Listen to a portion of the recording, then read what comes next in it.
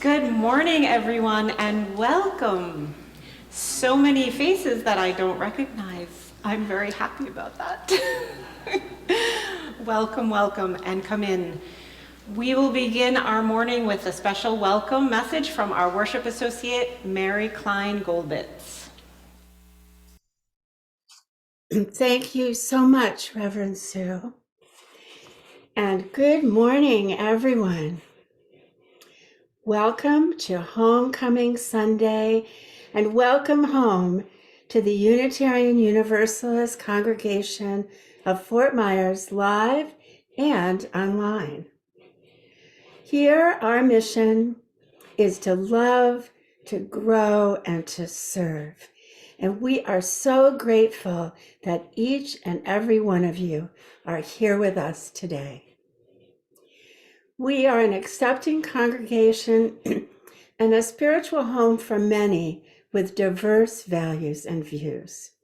At UUCFM, we seek to foster a climate of purposeful inclusion and safety for all people, regardless of race, ethnicity, age, ability, sexual orientation, gender identity, gender expression, spiritual path, or national origin. Here, we don't have to think alike to love alike. As Reverend Sue mentioned, my name is Mary Cline Golbitz. I have been a member of this congregation for about 12 years, and I am honored to have been commissioned as a lay minister by this congregation. I'm also deeply honored to be able to be here with you on Zoom, helping to lead the service with our amazing and wonderful Reverend Sue, our amazing music team and choir, and of course, our wonderful tech team that makes it possible for me to be here on Zoom and also for us to be live.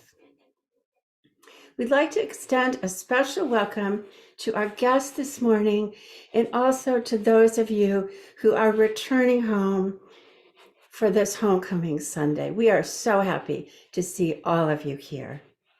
Please complete a connection card found in the narthex at the welcome table, or if you're joining us virtually, you can find it in the chat box. The most important gift you can give us today is a chance to get to know you better.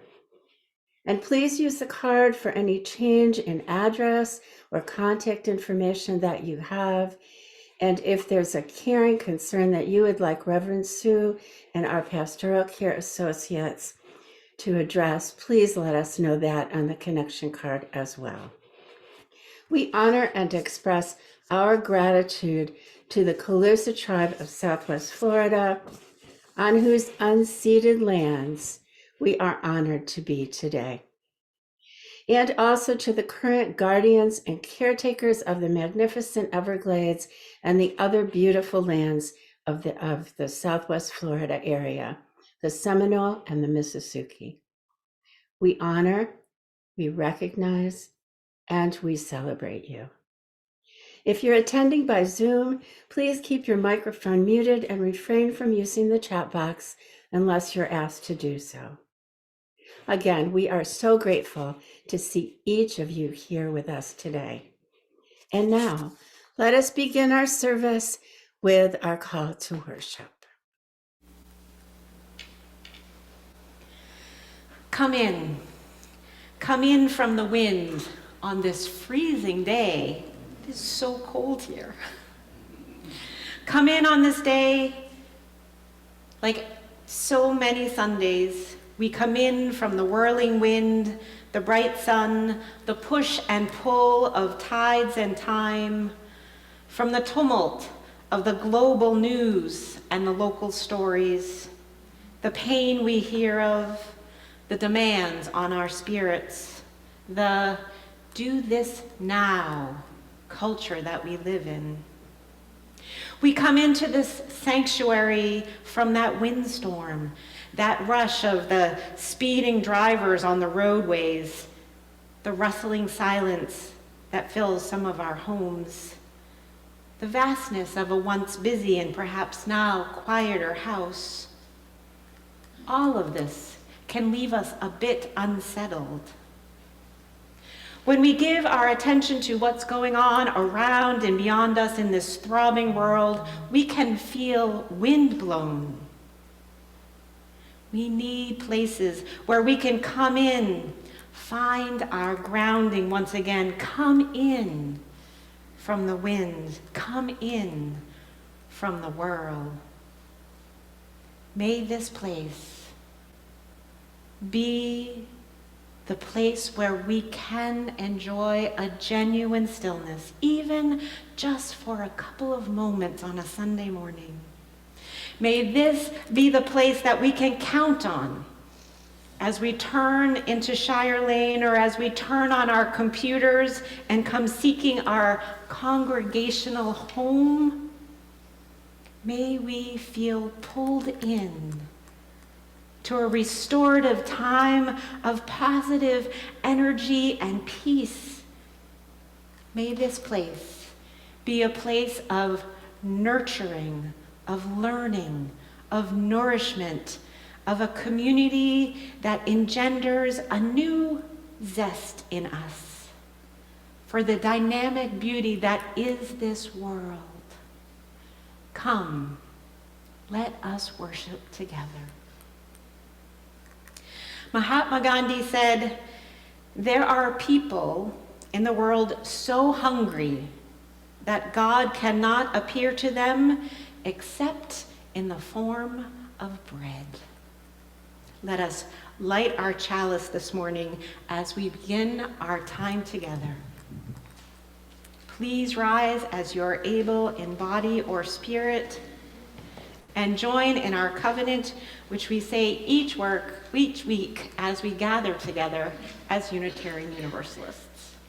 Love is the spirit of this congregation, and service is law. This is our great covenant, to dwell together in peace, to seek the truth in love, and to help one another. Our opening hymn is number 361 in your gray hymnals and also on the screen. Enter, rejoice, and come in.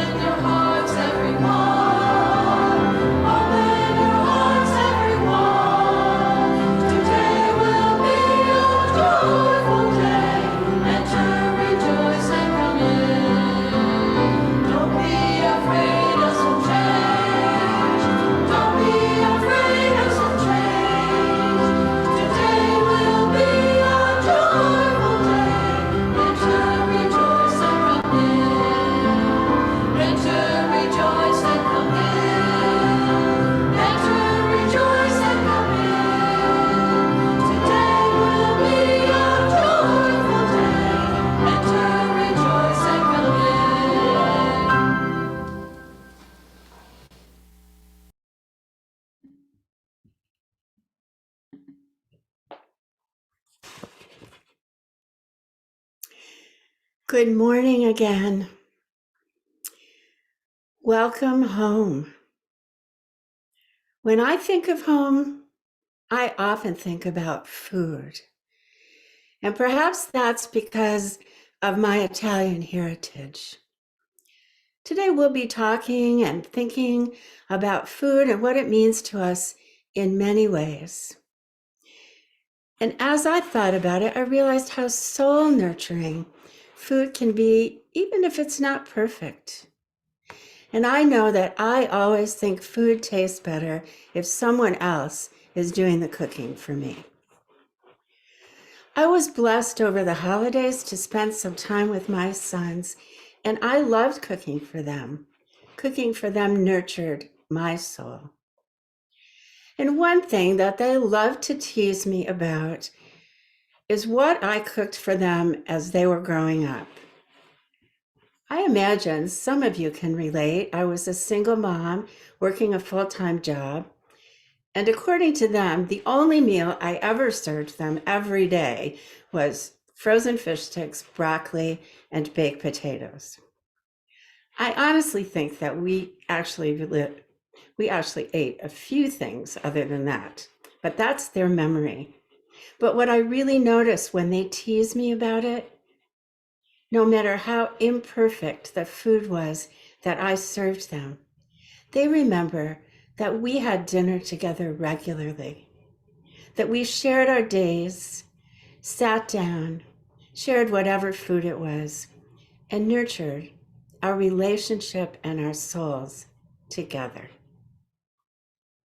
And I'm grateful for that. Of course, my less than stellar cooking skills continue to today, although I'm really working at getting better. We tried to make cannoli, if you know what those are, from scratch over the holidays. I'd never made them before, and I have to confess that they didn't look like the cannoli from my childhood or from my favorite Italian store in Florida. But we kind of laughed about them. We sat down as a family and we shared them. And they tasted pretty good, and we shared memories about having cannoli before. What I've learned in thinking about this is that the food we serve doesn't have to be wonderful or perfect to nurture our souls, especially if it's made or served with love. I invite you to think about a meal or two that you shared with others where you felt nurtured. Was it the perfect food or the nurturing company that made it special? Or maybe it was both, if you're lucky. My cannoli trial and error, and I'm going to perfect it someday, was part of my overwhelming desire this holiday season to cook all things Italian. I must say, I've never felt that this strongly, but I found myself trying Italian desserts and Italian main dishes. To me, it felt like I needed to cook the foods of my ancestors, and through that food, remain connected to them. And also, it's a way of a family tradition and passing this down to my son's generation. If we have a good relationship with our family, it can be a joyous connection to our ancestors to pass down this traditional food. And if they're not biological ancestors, we may have a chosen family that served meals that nurtured our souls that we want to remember and pass down. Food also reminds us to listen to others and to nurture them as they want to be nurtured, not as we want to nurture them necessarily. I've been a vegetarian for over 40 years, and just saying that makes me feel very old. And during those years, I could never get some members of my family, especially my beloved Aunt Virginia, to understand that.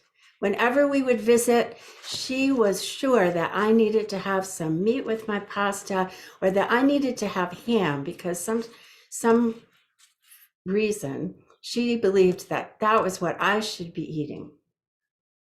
She never really listened or heard me, and I just felt unheard in that aspect of our relationship. But then my older son, Jeremy, reminded me that every day for his lunch in elementary school, I actually packed him a ham sandwich, and that he never really liked it. So I learned that sometimes I don't listen when people are telling me what they need to be nurtured by either.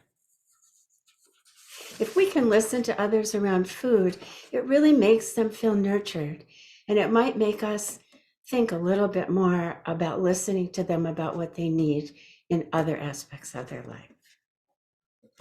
And food not only nurtures us and our family, it can nurture the earth and others. I don't know about you, but I was told growing up that if I didn't eat my food, it somehow affected starving kids somewhere around the world. Now, I don't really think that my eating or not eating my food directly affected them. But what I do eat and how it's produced, how it's grown, and how it's harvested actually does affect what people around the world can eat. And it also affects the earth. We can nurture the earth by our own food choices if we pay attention to the way it's grown and it's harvested. We can nurture ourselves, our families, the earth, and other beings by being a little bit more mindful about that. So who knew that food could teach me so much in the end? It all comes down to love and nurturing. May we always be loved, heard, and nurtured in many ways, and may we share that love and nurturing. May it be so.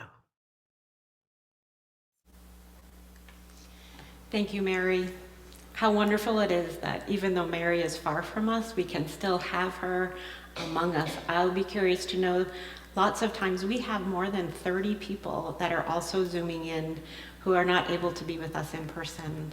What a gift. Today I have a little story. Do you want to come up and listen to a little story?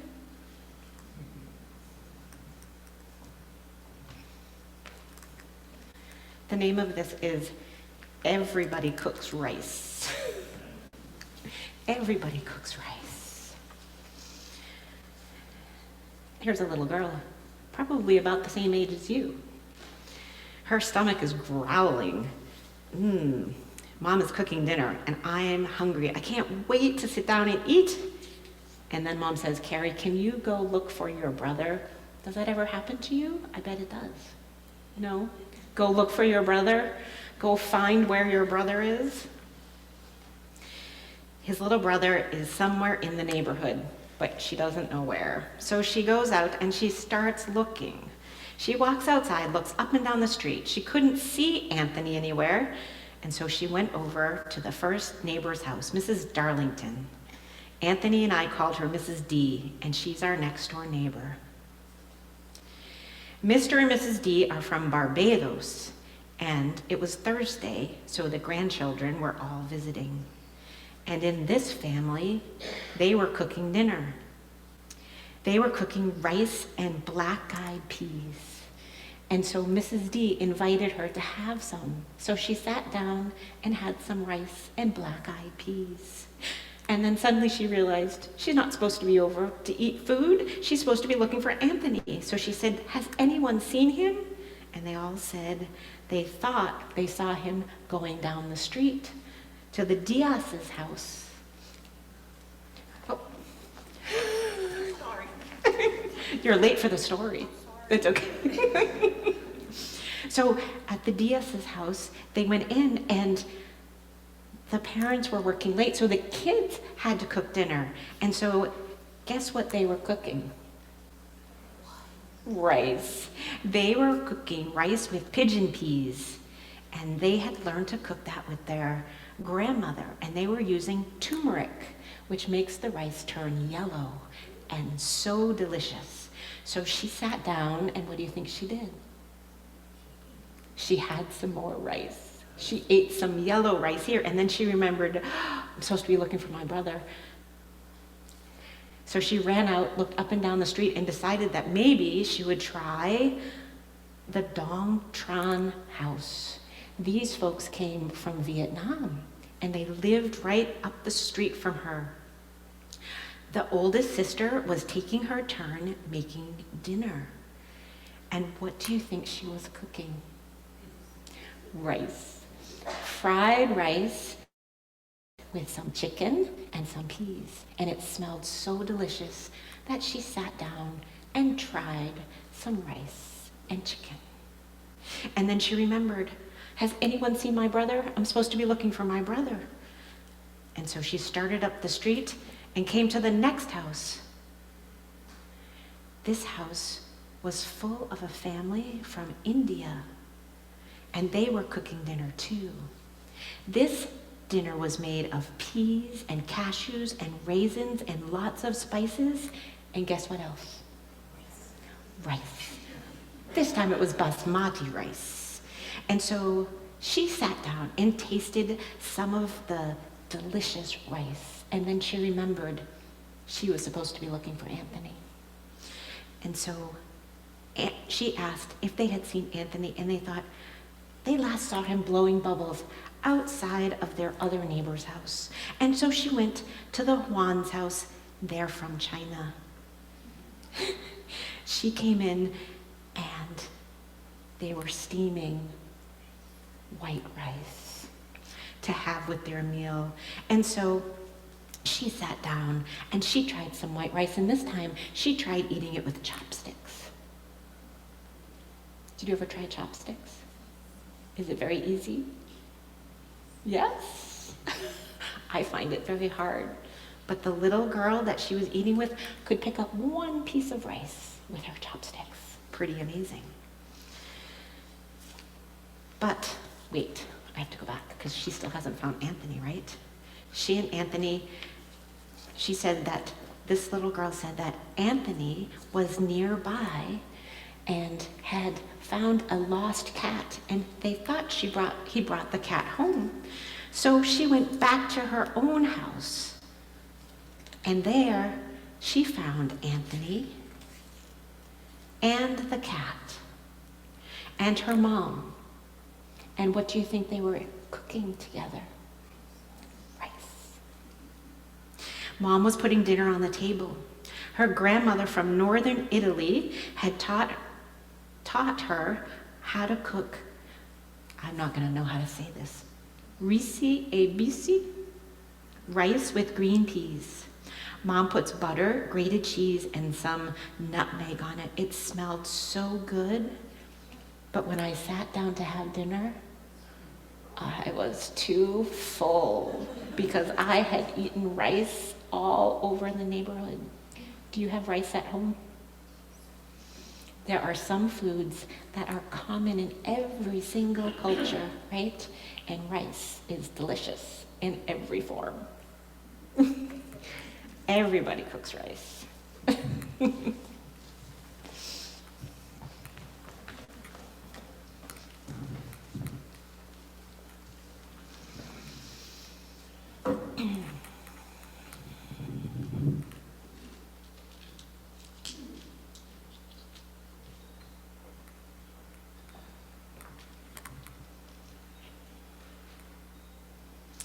If you picked up a stone this morning, I invite you to hold it in your hand now.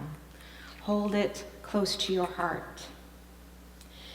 During our musical meditation, we invite people to come forward and place a stone in the bowl with the others in this extended and beloved community. Our stones symbolize our intentions, our reflections, our prayers, our joys, our concerns, our sorrows, our milestones. If you don't have a stone with you, you can pick one up from the basket. If you are joining us by Zoom, you may place a virtual stone of intention by clicking the green button on our church website, or you may put your stone of intention in the chat box.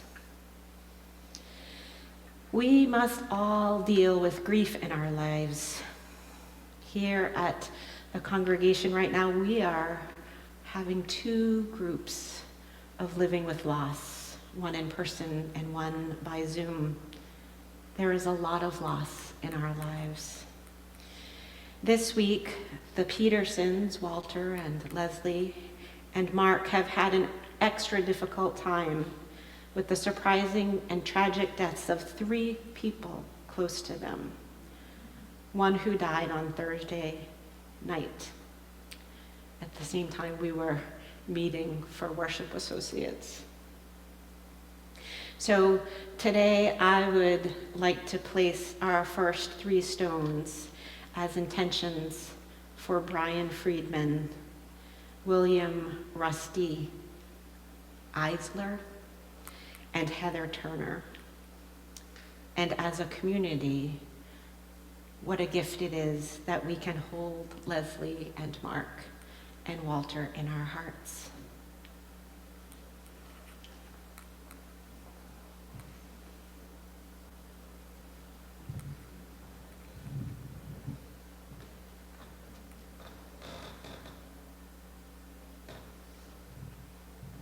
And for Heather.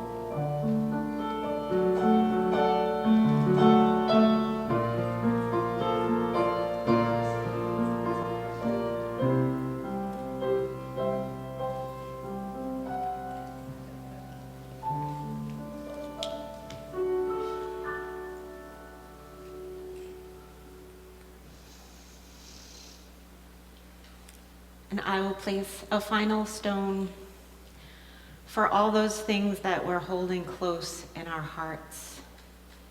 Let us be mindful, really, of the power of love and of community to heal and to uphold life.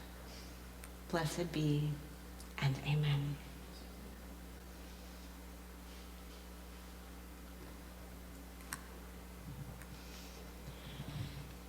Let us join our hearts in the spirit of prayer and meditation. I invite you to close your eyes if you're comfortable and just imagine that we are about to eat something that we've prepared at home using all different kinds of ingredients, things that come in bottles or cans or boxes. Imagine all the hands that have participated in bringing that food to the table. Who are the faceless hundreds who planted and harvested, who cleaned and packaged and canned, who shipped and stocked, who perhaps combined and repackaged and shipped again and placed on the supermarket shelf? Someone who rang you through the cash register, bagged your groceries, brought them to your car.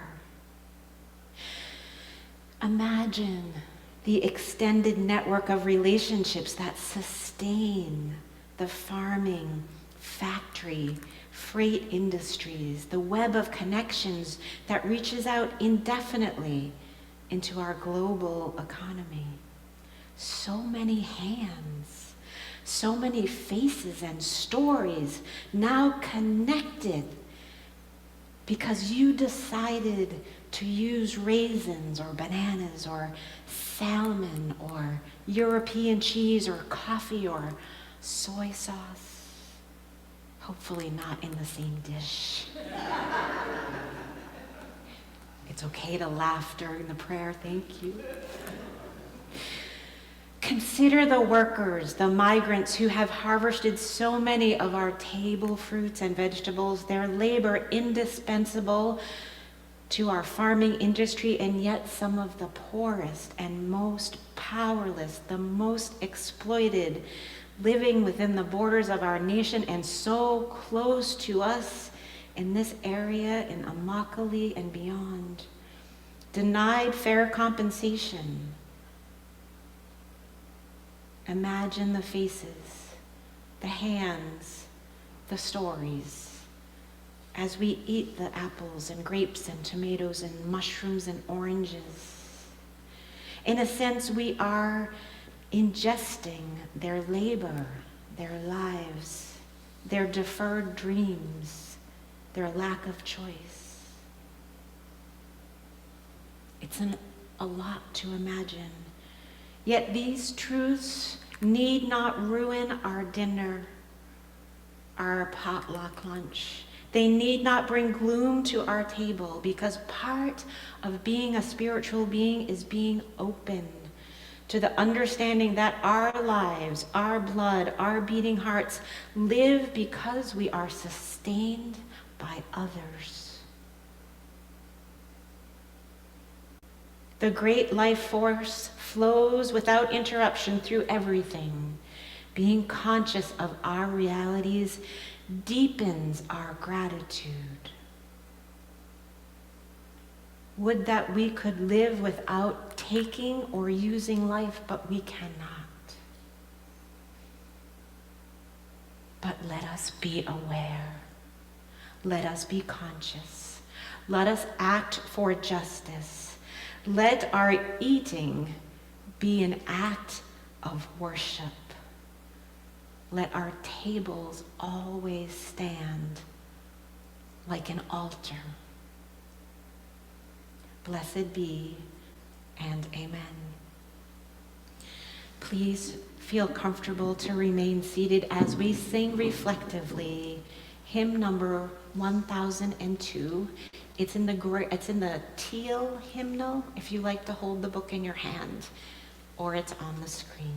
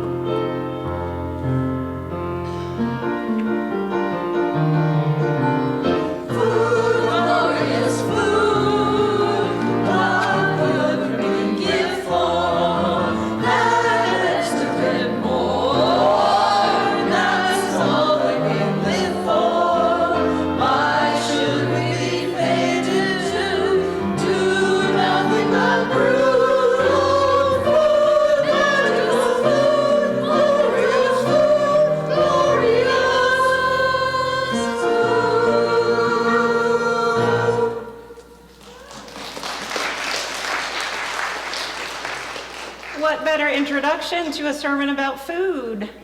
Of course, from the musical Oliver and the book Oliver Twist. A wonderful topic, food, one that could fill a year worth of sermons, really. Mary's reflection touched on so many areas, it proves it. It's everywhere we look, food. Somewhere I saw a quote that said, God had to make food so delightful and compelling, otherwise we would be bored to death if we had to stop 3 or 4 times today to engage in an activity that would nurture our bodies. It's true. We have a hard time doing the other things that nurture our bodies, that feed our body and soul. Exercise, meditation, paying attention to our relationships. But food, mostly, we can manage. Most of our lives center around food. Here in the United States, the centering is around having it, while in many other places, the center is around not having enough of it. The news from some places in the world is so horrifying, it's hard to take in. There's not enough food. But many of us also have less than perfect relationships with food. We use it as a coping mechanism. We use it to escape our reality. We hurt ourselves by providing our bodies too much or too little. At the end of our life, eating often becomes the one piece we can control. By not eating, by eating too much, we change our destinies. It's necessary for life, but also the object of addictions.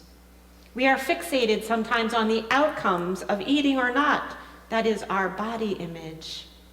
We are consumed, no pun intended, by the marketing, packaging, the choices we have at our supermarkets and other buying venues.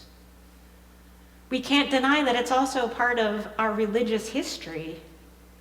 Fasting for religious and spiritual reasons has been part of human custom since prehistory. It's in the Bible, the Old Testament, the New Testament, the Quran, the Upanishads. It's practiced in many religious traditions around the world. Some of you may remember fasting on Fridays during Lent if you grew up Catholic, or other holy days during Ramadan. Beyond fasting, there are images of the Last Supper in some traditions.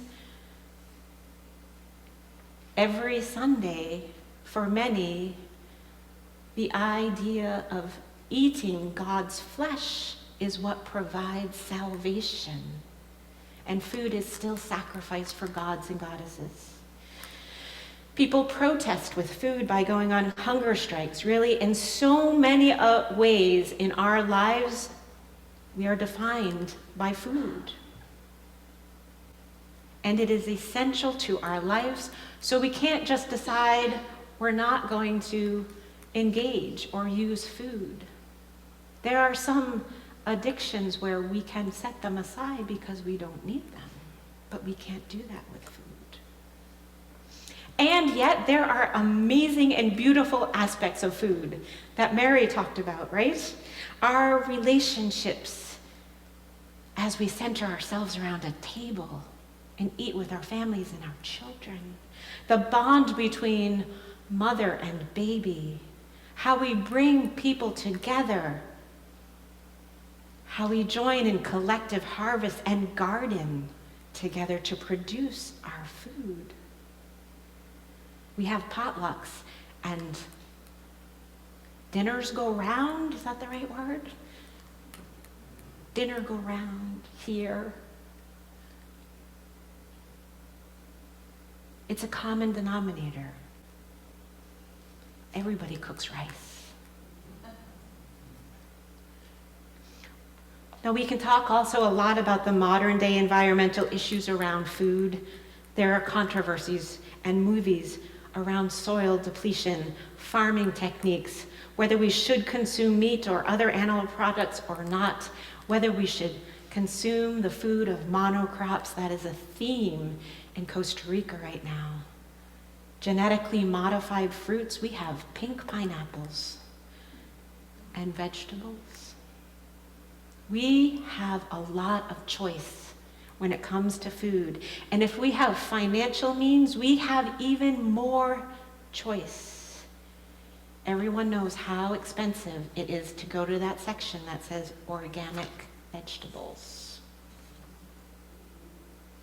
Choice about lifestyles, what we do and don't eat, where we get our food. Is it locally grown afar? Where we shop, what supermarkets we decide to go to, the brands, the ethics of the companies, the quality, the chemicals, the preservatives, directly injected, food fed, free range, I don't know, walking in preserved soil, and the advertisements are incredible. How often do we see things that say, lettuce, gluten-free?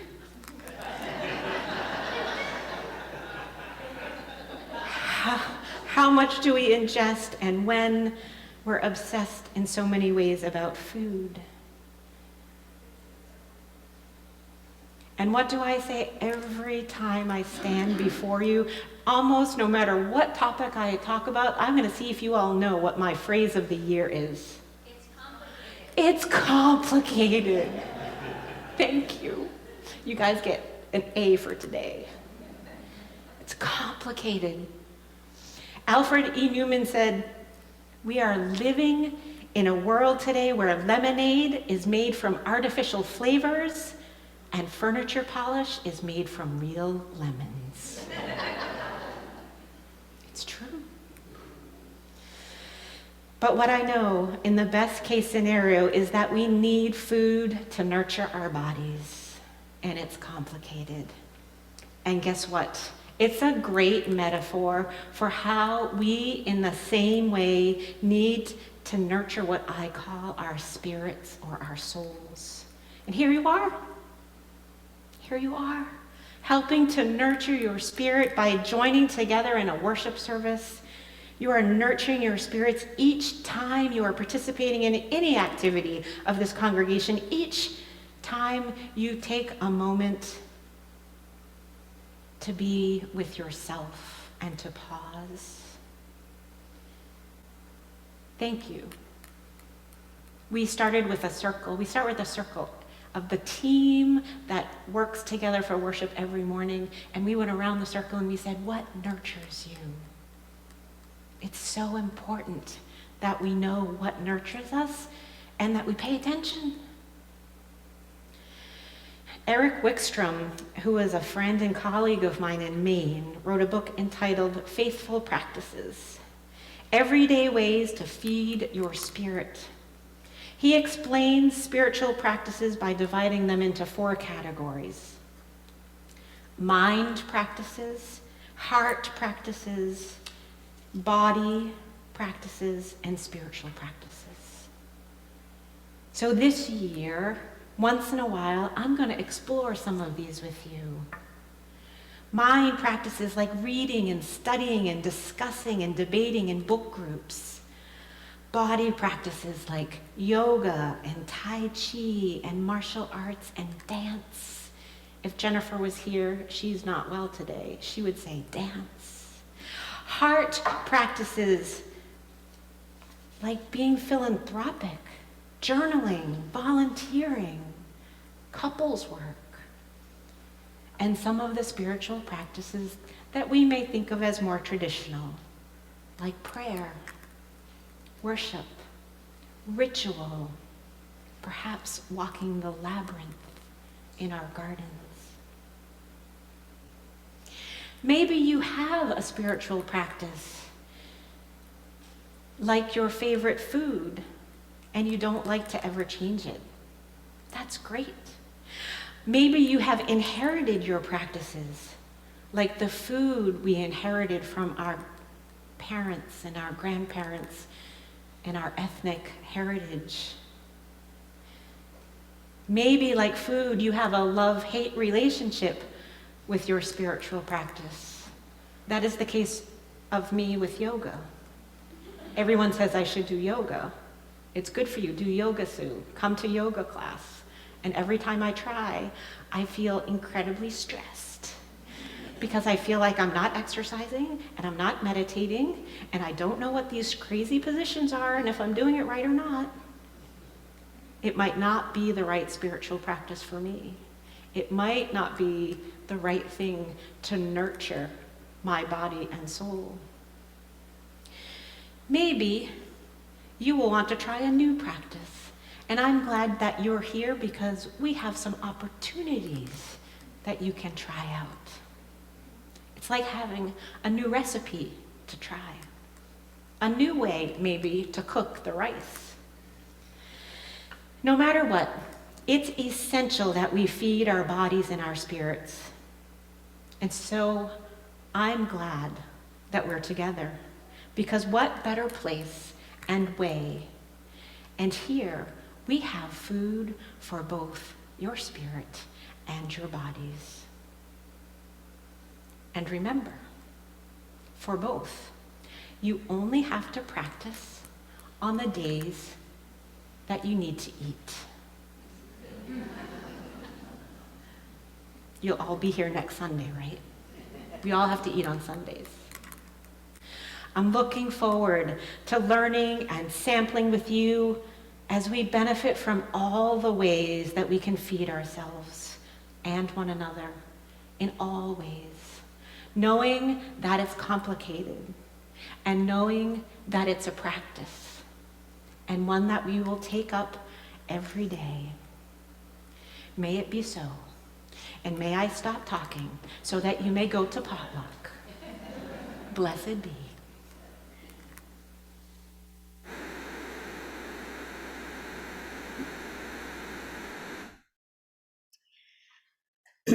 Thank you so much, Reverend Sue. So one of the ways and one of the faithful practices that Reverend Sue mentioned was philanthropy. And this is a time that we can begin to practice that particular practice. It's one of the ways that we live our spiritual values in the world, and also that we can light the fire of our commitments and of others. I invite you to enliven your commitment to this community and to be generous in giving to support the important work of this congregation. The Social Justice Committee is forming its list of sharing partner recipients for the next fiscal year. If you have a suggestion for a community sharing partner, you can put it in the chat box if you are on Zoom, or you can write it on a slip of paper and add it to the offering basket. And you will have other opportunities in future weeks if you need to think about it a little bit. And as many of you know, each month we also donate funds to a local community organization that shares our values. Our community sharing partner this month is the Abuse, Counseling, and Treatment, or ACT. ACT provides numerous services. It offers a 24-hour helpline, safe shelters, children's programs, counseling. They have a rape crisis center where they do forensics exams and provide advocacy through the judicial system. They also provide professional trainings and community education. All services that they provide to victims of domestic violence and their children and survivors of sexual assault are available free of charge. All donations not designated for UUCFM will go to the community sharing recipient. If you'd like your offering to go to UUCFM, you can put it in an envelope that you could get in the narthex, or you can designate it on a check. And if you're joining us online, you can click the link in the chat box and designate UUCFM or our community sharing partner via the PayPal box. Please place your choice of our community sharing partner for next year in the basket and also place your connection card there. The morning offering will now be generously given and so gratefully received.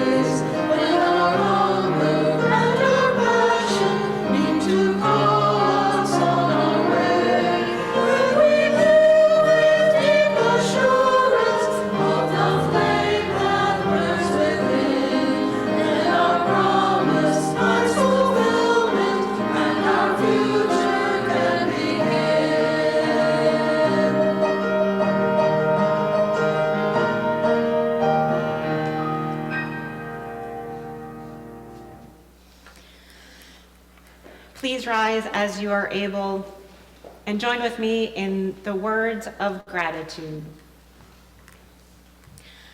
By the work of our hands and the work of our hearts, our love is made real. May we be grateful for all that is given and grateful for all that is shared.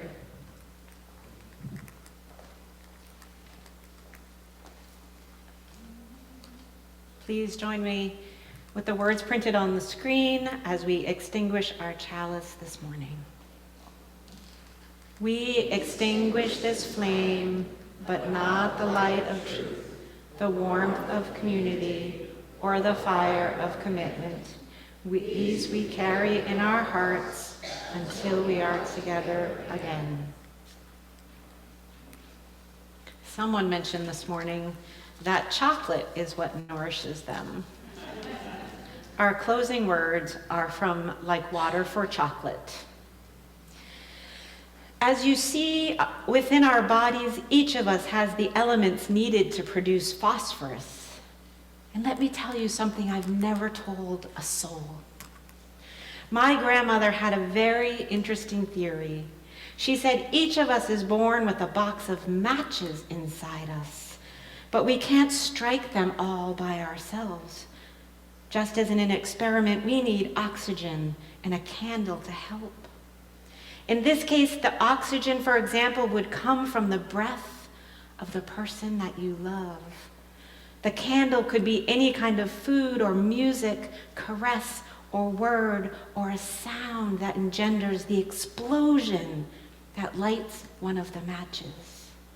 For a moment, we are dazzled by the intense emotion. A pleasant warmth grows within us, fading slowly as time goes by until a new explosion comes along to revive it. Each person has to discover what will set off those explosions in order to live, since the combustion that occurs when one of them is ignited is what nourishes our soul. That fire, in short, is its food. Let us join together in our closing hymn. It's number 67. We sing now together.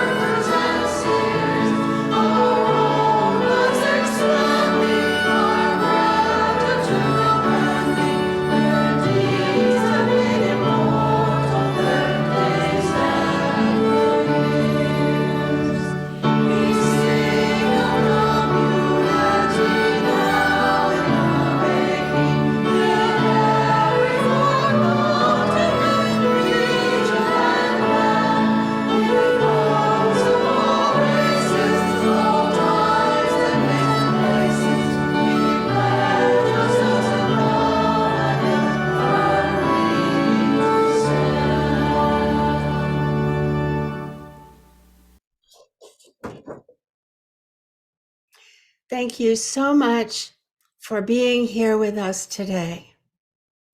Please, if you are in person, join us for an amazing potluck going out the doors and to the right in Hobart Hall. There's plenty of food, so don't worry if you didn't bring anything. Please just join in fellowship and community. And if you're on Zoom today, you may stay on for conversation. If you haven't already completed a connection card, please do so now. Thank you again for being here. We're so glad to see you, and we look forward to seeing you next Sunday. Go in peace.